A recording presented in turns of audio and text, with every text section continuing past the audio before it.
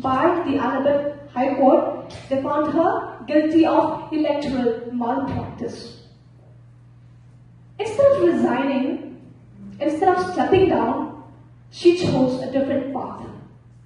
She advocated the president to declare a national emergency claiming internal disturbance.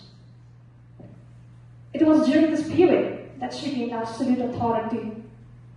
With one signature, the rights of over 60 million Indians at that time were put on hold. Behind the scenes, a darker scene unfolded. Families sat at homes, whispering behind closed doors. One wrong word, one question put in public would mean a knock at midnight. Anyone who questioned the government at that time, including journalists, students, teachers, were put to jail. Freedom of speech was snatched away.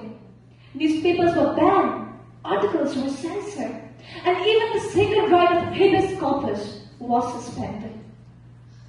It was also during this period that thousands were dragged to hospitals to camp for forced sterilization. It was during this period, and imagine the cry or the pain of